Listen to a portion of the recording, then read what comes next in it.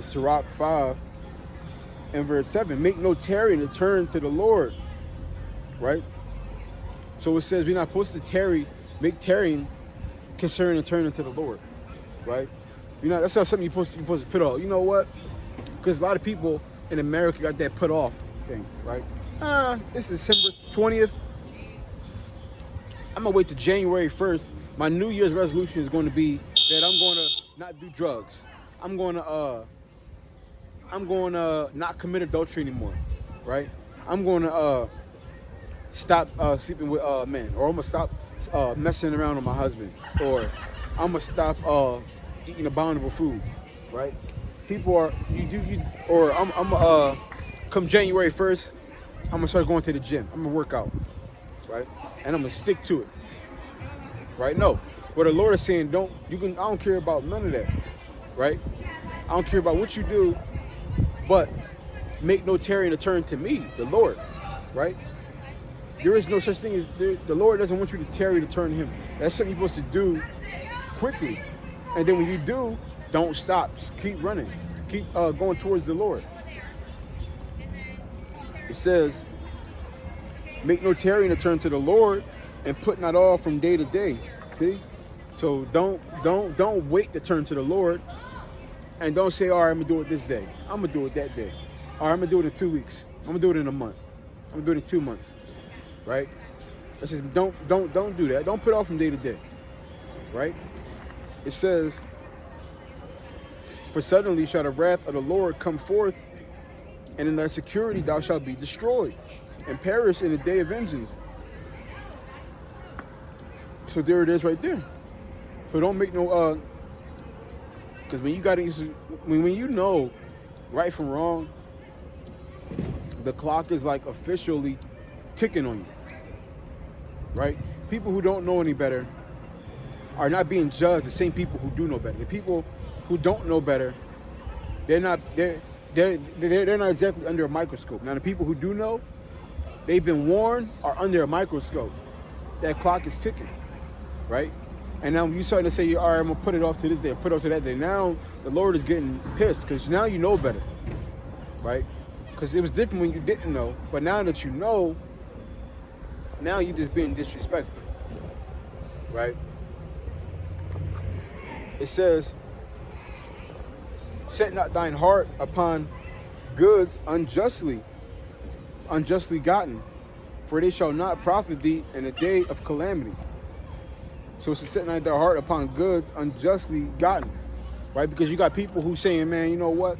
I got my guns, right? So if a bad day coming, I'm gonna rob this store. I'm gonna rob that person. I got it all planned out. You plan on getting goods unjustly, right? That's gonna be your backup plan. No. The only plan to get out of here is through love, right? Through love, through the Lord, right? And doing what you're supposed to be doing. Doing good, defeating evil with good. That's the only way to get out of here. Ain't no you're gonna get it the ski mask way, right? Because you ask a lot of people, man, if shit hit the fan today, what you gonna do? How you gonna eat? Man, I'm gonna go take this and take that. A lot of people saying that. Right? But people say, no, that's not what time it is. That's not okay. We're not doing that. Right? We know that. Matter of fact, let me get it real quick.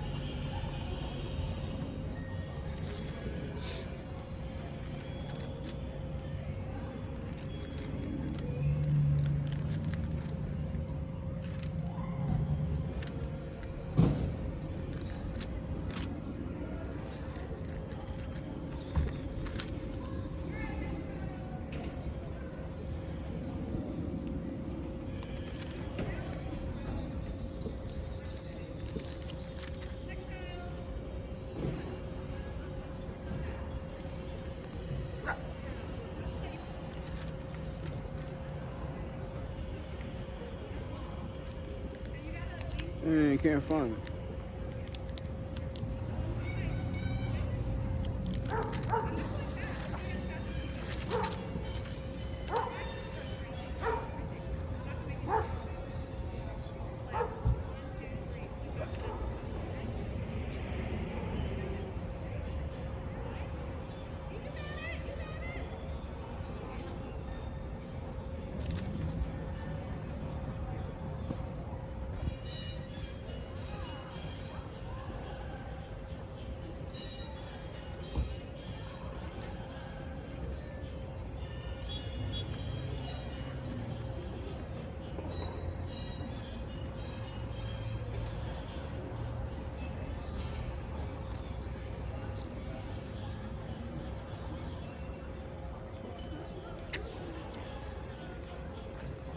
If ever that was it. Let me get this though.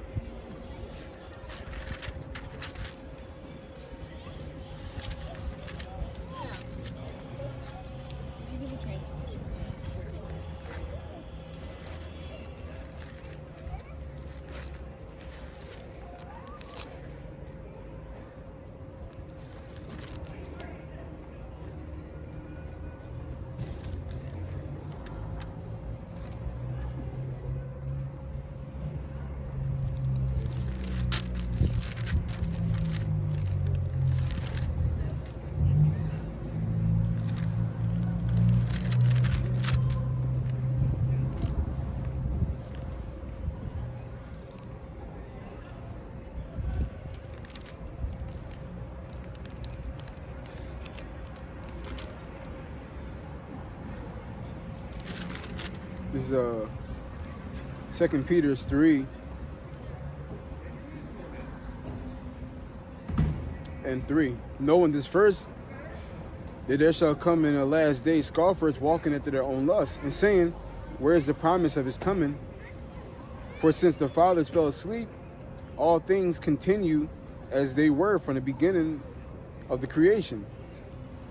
For this they willingly are ignorant of, that by the word of God the heavens were of old, and the earth standing out of the water and in water. So, and then this is a spirit of a lot of people who have lost faith. They said, man, where's the promise of his coming? I thought y'all said he was coming, man. Things are not getting better. Things are just as bad as they have always been. When is it going to get better? Right? And a lot of people, they lack that faith. And in lacking faith, it corrupts their morals, right? Because without faith, a lot of people are just out here. Without that faith, people are just doing whatever they want without any fear of consequence. Because when you don't have the faith or that fear in the Lord, you're going to do whatever you want to do, right? And when you read Job 9:22, it tell you that earth is given into the hands of the wicked. And right now, you see that this entire planet is the most powerful force here right now in the flesh is the flesh, is wickedness, right? And following those things are for people cool, right? Like if a female want to show off her body to the world, which is wrong, in this place you get praised for it, right? The majority of things that are wrong in America, you get praised for it. And when you don't have that fear in God, or that belief or the faith in God and what he has set up and what he has established in his rules, right? People are going to naturally just fall into the crowd and do what everybody is doing, right? It's like if your parent is telling you, I want you in the house at this time, I want you doing this and I want you doing that. It doesn't even matter. Whatever your parents tell you, if you see other people doing contrary to what your parents is telling you to do, right? It doesn't matter what is going on. You're not going to do it because you got that natural fear for your parents. You want to do what your parents say do, right? And it's just like the same thing with God, Yahweh. When you don't have that fear and respect unto God, when you see all these different things being done, you're just going to fall into the crowd because you have no moral compass, right? It doesn't matter for you either way. Like they got a thing in the world that says, if you don't stand for something, you'll fall for anything. Well, if you don't stand for the Lord, you're going to fall for anything, right? And a lot of people think, oh, I'm in neutral ground, right? I don't believe in God. I'm not rocking with the devil either. I'm in neutral ground. There is no neutral ground with God, right? It's simple. It's either you with him or you against him. There is no middle ground, right? There is no middle ground. Either you with him or you're not with him. There's no middle ground. To not be with him is to be against him. To be against him is to be against him. Period. There is no neutral ground. Either you with him or you ain't.